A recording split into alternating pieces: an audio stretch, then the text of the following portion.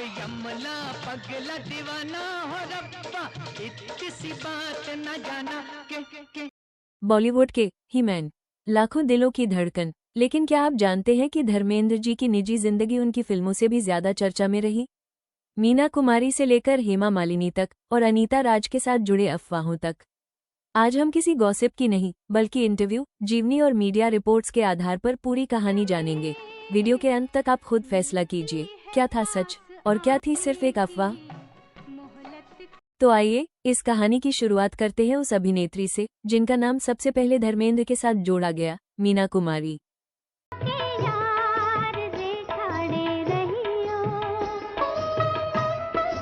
क्या कभी किसी सुपरस्टार की जिंदगी में ऐसा रिश्ता आया जो कभी खुलकर सामने नहीं आया, लेकिन जिसकी चर्चा आज भी बॉलीवुड के गलियारों में होती है? जब एक तरफ हिंदी सिनेमा की सबसे बड़ी अभिनेत्री मीना कुमारी अपने टूटते रिश्तों, अकेलेपन और दर्द से जूझ रही थी, उसी समय एक युवा अभिनेता धर्मेंद्र अपनी पहचान बनाने के लिए संघर्ष कर रहे थे। दोनों ने कई फिल्मों में साथ काम किया। दोनों की नज़दीकियों की खबरें फिल्मी पत्रिकाओं की सुर्खियां बनने लगी। कुछ लोगों ने इसे प्यार कहा, कुछ ने दोस्ती और कुछ ने सिर्फ अफवाह। लेकिन क्या सचमुच धर्मेंद्र मीना कुमारी की जिंदगी का सबसे खास रिश्ता थे, या ये सिर्फ बॉलीवुड की सबसे चर्चित कहानियों में से एक बनकर रह गई? आइए आज जानते हैं धर्मेंद्र और मीना कुमारी की पूरी कहानी। हम तेरे प्यार में सारा आलम खो बैठे हैं, किसी ने बिल्कुल सही कहा है, हर मुस्कुराते चेहरे के पीछे एक अनकही कहानी होती है। मीना कुमारी, जिन्हें पूरी दुनिया ट्रेजेडी क्वीन कहती है, असल जिंदगी में भी दर्द से भरी हुई थी। लेकिन ये दर्द फिल्मों से नहीं, उनकी अपनी जिंदगी से आया था। 1933 बॉम्बे, एक बच्ची पैदा हुई, नाम रखा गया महजबीन बानो। घर की आर्थिक हालत बहुत अच्छी नहीं थी। कहा जाता है इतनी मुश्किलें थीं कि बचपन खेलने में नहीं बल्कि कैमरे के सामने बीता। बहुत छोटी उम्र में उन्होंने फिल्मों में काम शुरू कर दिया।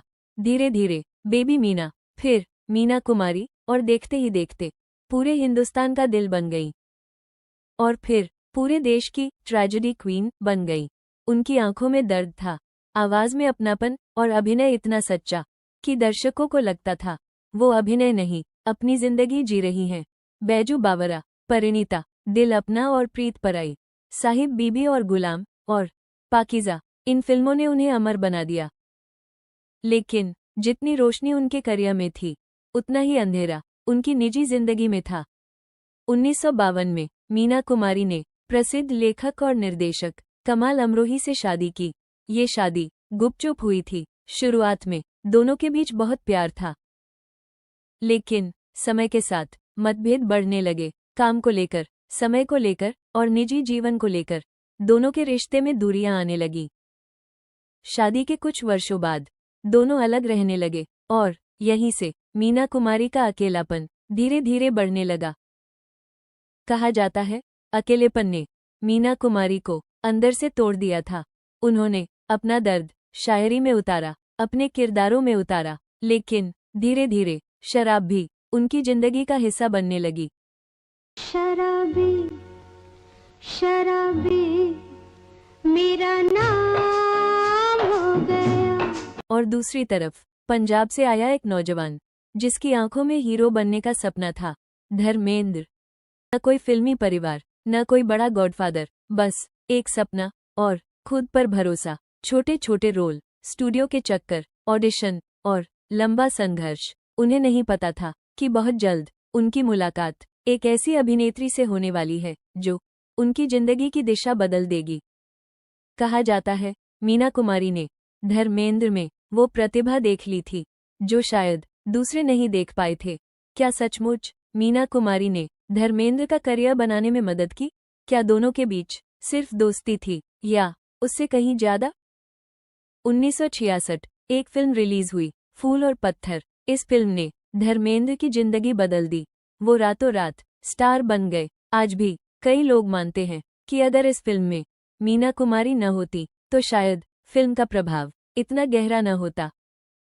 रिपोर्ट्स के अनुसार जब भी किसी निर्माता या निर्देशक के सामने एक हीरो की तलाश होती तो मीना कुमारी धर्मेंद्र का नाम सुझाती थी।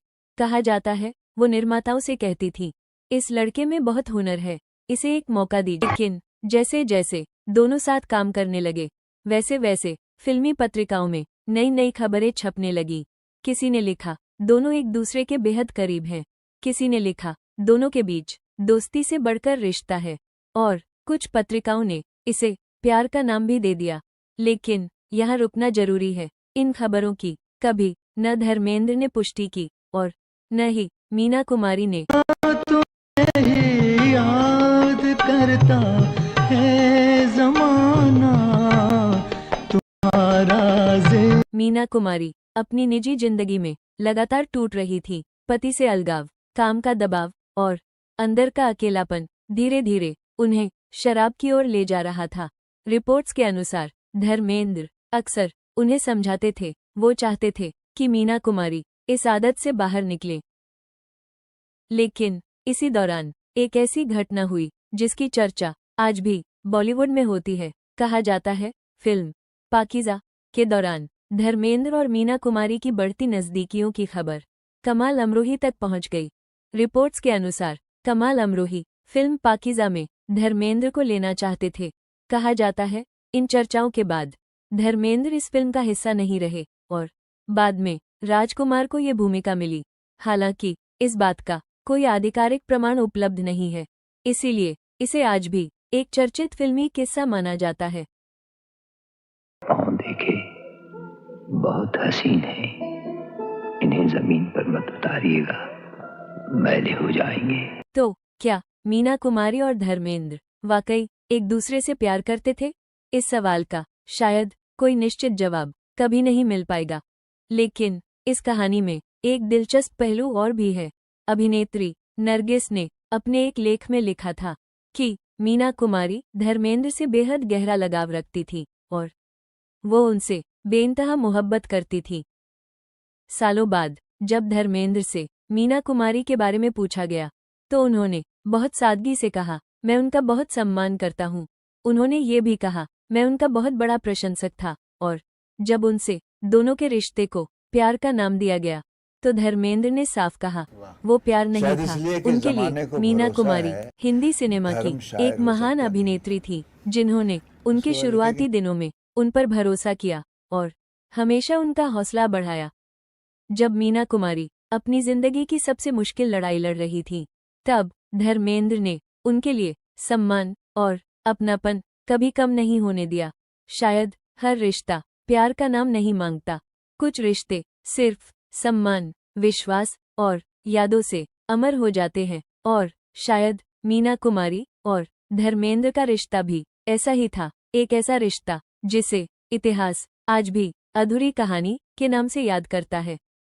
चलते चलते यूं ही कोई मिल गया था। अब बढ़ते हैं धर्मेंद्र जी की जिंदगी के उस चर्चित किस्से की जब तनुजा ने उन्हें सबके सामने थप्पड़ मार दिया था। आखिर ऐसा क्या हुआ था, आइए जानते हैं।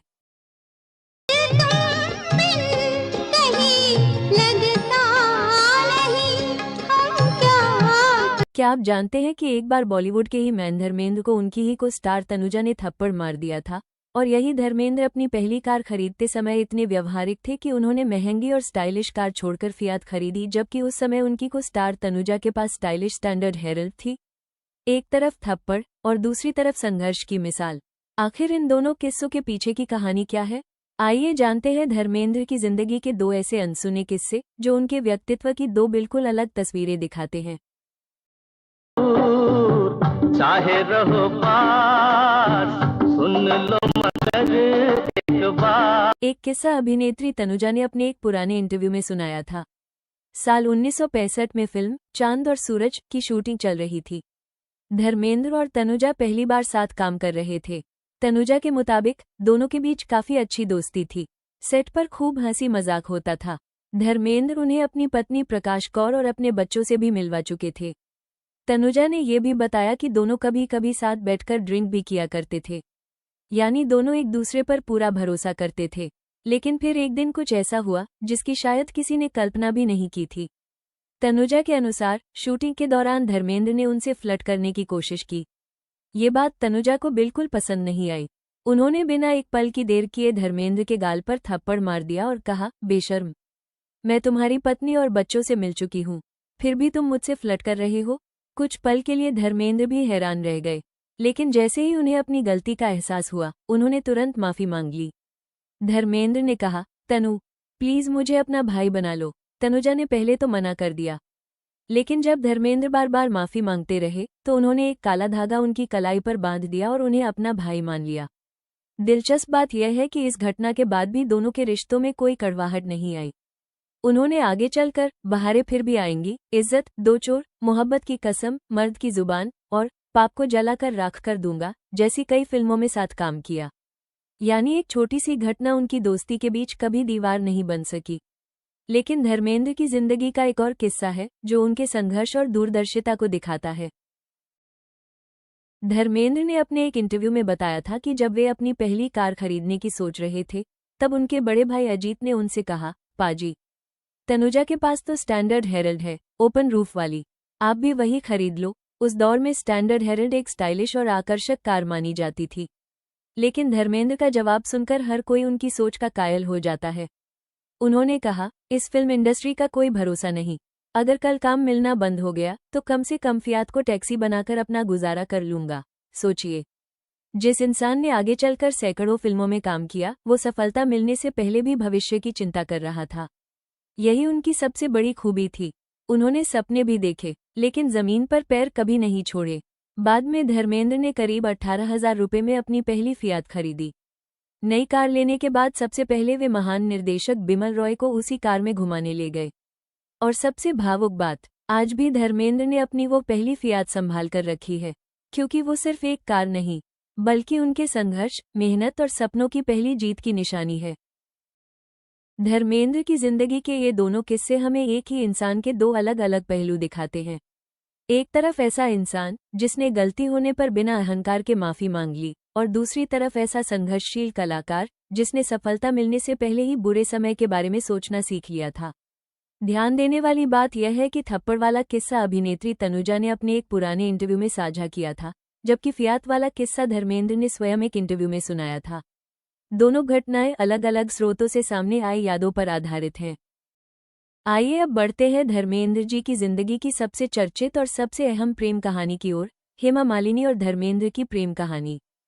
मासूम थी उम्र मेरी, वो क्या थी पता नहीं, पास जाने को जिसके, साथ बैठने को जिसके जी चाहता था। मुस्कुरा देती, मैं पास चला जाता। वो खामोश रहती, मैं सर झुका लेता, पांव के अंगूठे से जमीन को रेतता रहता। वो पूछती, क्या हुआ, सवाल हल नहीं हुआ क्या? वो पूछती कुछ और थी, मैं कहे कुछ और जाता। वो फिर चुप हो जाती, मैं फिर सर झुका लेता। वो कहती, उदास मत हो, अभी वक्त है तेरे इम्तिहान में, सब ठीक हो जाएगा। फिर कभी कोई सवाल हल ना हुआ, चले आना, मैं हल कर दूंगी सवाल तेरा। वो चली जाती, मैं देखता रहता। वो ओझल हो जाती, मैं सोचता रहता, ये सवाल क्या है यार, ये अनोखी कशिश, ये अनोखा एहसास, ये है क्या? इस सवाल का मतलब क्या है? मैं क्या कहूं, क्या सवाल है?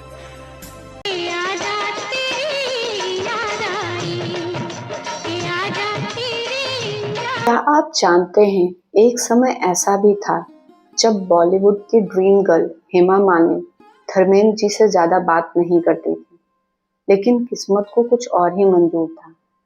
धीरे धीरे दो अनजान लोग एक दूसरे की जिंदगी का सबसे बड़ा हिस्सा बन गए। यह सिर्फ एक प्रेम कहानी नहीं थी, बल्कि प्यार, संघर्ष, त्याग और विश्वास की एक ऐसी कहानी थी जो आज भी लोगों के दिलों में जिंदा है। तो आइए जानते हैं कैसे शुरू हुई धर्मेंद्र और हेमा मालिनी की यह अमर प्रेम कहानी। साल था 1970 का। धर्मेंद्र उस समय बॉलीवुड के सबसे बड़े सितारों में गिने जाते थे। दूसरी ओर हेमा मालिनी नई थी, लेकिन अपनी खूबसूरती, आत्मविश्वास से हर किसी का दिल जीत रही थी। दोनों पहली बार फिल्म के सेट पर मिले। शुरुआत में हेमा मालिनी बेहद शांत रहती थी, वो ज्यादा बातचीत नहीं करती थी, लेकिन धर्मेंद्र का स्वभाव बिल्कुल अलग था। वो सभी का सम्मान करते, मजाक करते और पूरे माहौल को खुशनुमा बनाकर रखते। धीरे धीरे बात शुरू हुई, दोस्ती शुरू हुई और फिर दोनों एक दूसरे के साथ समय बिताने लगे। फिल्मों में जोड़ी उनकी जितनी पसंद की जाती थी, असल जिंदगी में भी उनकी नजदीकियां बढ़ने लगी। लेकिन हर प्रेम कहानी की तरह उनकी राह भी आसान नहीं थी। धर्मेंद्र पहले से ही शादीशुदा थे और उनके परिवार की जिम्मेदारियां भी थी। ऐसे में इस रिश्ते को समाज, मीडिया और फिल्म इंडस्ट्री ने हर जगह चर्चा छेड़ दी थी। कई लोगों ने सवाल उठाए, कई लोगों ने आलोचना की। लोगों को दोनों को लेकर तरह तरह की बातें होने लगी, लेकिन उन्होंने कभी सार्वजनिक विवाद का जवाब देने की कोशिश नहीं की। उन्होंने अपने रिश्ते को शब्दों से नहीं, अपने व्यवहार से साबित किया। कहा जाता है कि धर्मेंद्र हमेशा चाहते थे कि हेमा मालिनी सुरक्षित और सम्मानित महसूस करें। वहीं हेमा मालिनी ने भी हर कठिन समय में धैर्य और गरिमा बनाए रखी। उन्होंने कभी अपने रिश्ते को सनसनी बनाने की कोशिश नहीं की और यही बात उनकी प्रेम कहानी को अलग बनाती है। आखिरकार साल 1980 में दोनों ने शादी कर ली। इसके बाद उन्होंने अपनी निजी जिंदगी को कैमरे की चमक से दूर रखा। उनके घर में 2 बेटियां ईशा और आहाना का जन्म हुआ। एक ओर धर्मेंद्र फिल्मों में व्यस्त रहे तो दूसरी ओर हेमा मालिनी ने परिवार, अभिनय और बाद में सार्वजनिक जीवन तीनों का संतुलन बनाए रखा। समय बदलता गया, लेकिन एक बात नहीं बदली, एक दूसरे के प्रति सम्मान, और यही सम्मान उनके रिश्ते की सबसे बड़ी ताकत बना। हेमा मालिनी और धर्मेंद्र की कहानी सिर्फ एक फिल्मी प्रेम कहानी नहीं है। यह हमें सिखाती है कि किसी रिश्ते की नींव सिर्फ प्यार से नहीं, भरोसे से बनती है, सम्मान से बनती है, धैर्य से बनती है और हर परिस्थिति में एक दूसरे का साथ निभाने से बनती है। शायद इसीलिए दशकों बाद भी जब लोग बॉलीवुड की यादगार जोड़ियों की बात करते हैं तो धर्मेंद्र और हेमा मालिनी का नाम सम्मान से लिया जाता है। हेमा मालिनी से शादी के बाद धर्मेंद्र जी का नाम एक बार फिर सुर्खियों में आया। इस बार वजह थी अभिनेत्री अनीता राज। आखिर इन अफवाहों की शुरुआत कैसे हुई, आइए जानते हैं। जमाना तो है नौकर बीवी का। क्या धर्मेंद्र और अनीता राज के बीच सच में कोई रिश्ता था? क्या इन अफवाहों की वजह से हेमा मालिनी नाराज हो गई थी, या फिर यह सिर्फ उस दौर की फिल्मी गॉसिप थी? आइए जानते हैं 80 के दशक की मशहूर अभिनेत्री अनीता राज की दिलचस्प कहानी। अनीता राज दिग्गज अभिनेता जगदीश राज की बेटी हैं। जगदीश राज हिंदी सिनेमा के ऐसे अभिनेता थे जिन्होंने सबसे ज्यादा बार पुलिस इंस्पेक्टर का किरदार निभाया और इसी उपलब्धि के लिए उनका नाम गिनीज वर्ल्ड रिकॉर्ड्स में दर्ज हुआ। अनीता राज ने 1981 में रिलीज हुई फिल्म प्रेम गीत से बॉलीवुड में कदम रखा। पहली ही फिल्म सुपरहिट रही और रातों रात वो इंडस्ट्री की चर्चित अभिनेत्रियों में शामिल हो गई।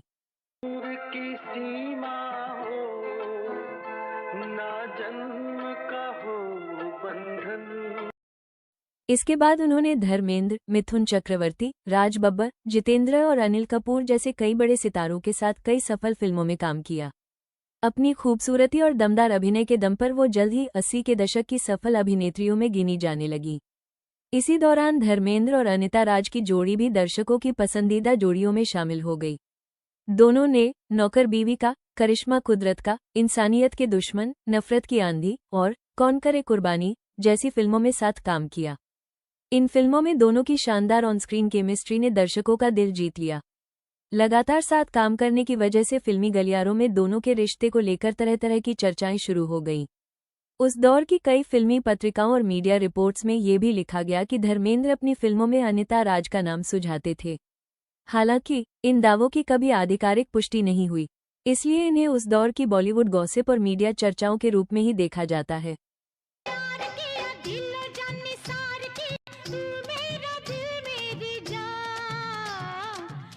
कुछ रिपोर्ट्स में ये दावा भी किया गया कि जब ये अफवाहें बढ़ने लगी तो हेमा मालिनी तक भी इसकी चर्चा पहुंची। इसके बाद धर्मेंद्र और अनिता राज ने साथ में कम फिल्में की, लेकिन इस दावे का भी कोई ठोस या आधिकारिक प्रमाण उपलब्ध नहीं है, इसलिए इसे भी केवल उस दौर की चर्चाओं का हिस्सा माना जाता है। साल 1986 में अनिता राज ने फिल्म निर्माता सुनील हिंगोरानी से शादी कर ली। शादी के बाद भी उन्होंने कुछ समय तक फिल्मों में काम किया और बाद में टीवी इंडस्ट्री में शानदार वापसी की। छोटी सरदारनी जैसे लोकप्रिय धारावाहिक में उनके अभिनय को दर्शकों ने खूब सराहा। आज भी वो अपनी फिटनेस, अनुशासन और सोशल मीडिया पर सक्रिय रहने के कारण चर्चा में रहती हैं। दिलचस्प बात यह है कि कई वर्षों बाद जब धर्मेंद्र और अनिता राज टीवी शोज और सार्वजनिक कार्यक्रमों में साथ दिखाई दिए तो दोनों के बीच हमेशा सम्मान, अपनापन और पुरानी दोस्ती ही देखने को मिली। तो क्या धर्मेंद्र और अनिता राज के बीच सचमुच कोई रिश्ता था? सच्चाई यही है कि उनके अफेयर की खबरें उस दौर में खूब सुर्खियों में रहीं, लेकिन उनकी कभी आधिकारिक पुष्टि नहीं हुई। इसलिए आज भी इसे बॉलीवुड की सबसे चर्चित लेकिन अपुष्ट अफवाहों में से एक माना जाता है। उससे क्यों ये मासूम गुनाह हो गया? एक पल सदी खुशी की, दूजा सदियों की सजा हो गया।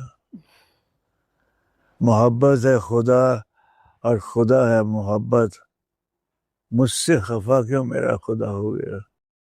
हर कहानी में एक ऐसा किरदार होता है जो कभी सुर्खियों में नहीं रहता, लेकिन पूरी कहानी उसी के दम पर खड़ी होती है। धर्मेंद्र जी की जिंदगी में वो किरदार थी प्रकाश कौर। मेरे नसीब में तू है कि नहीं, तेरे धर्मेंद्र की जिंदगी में 2 शादियों की चर्चा तो अक्सर होती है, लेकिन बहुत कम लोग उस महिला के बारे में जानते हैं जिसने कभी कोई शिकायत नहीं की, कभी मीडिया के सामने अपने रिश्ते का तमाशा नहीं बनाया और फिर भी पूरी जिंदगी अपने परिवार को संभालती रही। क्या सच में प्रकाश कौर ने धर्मेंद्र को कभी माफ कर दिया था, या उन्होंने सिर्फ अपने बच्चों की खातिर अपना दर्द छुपा लिया था? आज की कहानी किसी फिल्म की नहीं, बल्कि एक ऐसी महिला की है जिसकी खामोशी आज भी लोगों को सोचने पर मजबूर कर देती है। साल 1954। उस समय धर्मेंद्र बॉलीवुड के सुपरस्टार नहीं थे। वो पंजाब के एक साधारण परिवार के युवक थे जिनके बड़े बड़े सपने थे। इसी दौर में उनकी शादी प्रकाश कौर से हुई। शादी के बाद दोनों ने एक सामान्य पारिवारिक जीवन शुरू किया, लेकिन धर्मेंद्र के मन में फिल्मों का सपना था। कुछ वर्षों बाद वे मुंबई पहुंचे और धीरे धीरे वही युवक पूरे देश का ही मैन बन गया।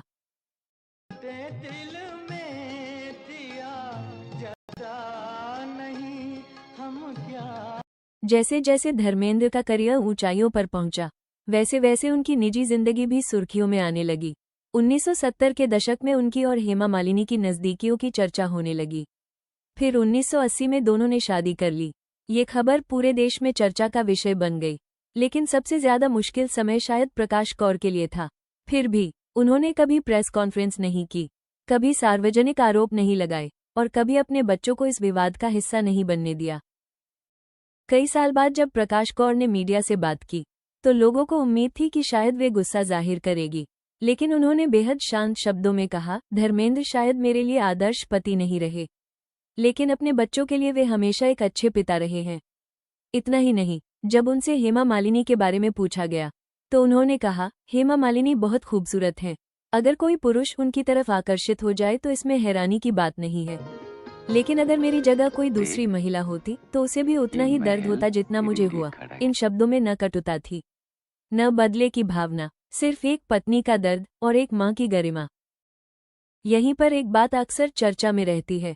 मीडिया रिपोर्ट्स के अनुसार दूसरी शादी के बाद भी धर्मेंद्र ने अपने पहले परिवार की आर्थिक और पारिवारिक जिम्मेदारियां निभाईं।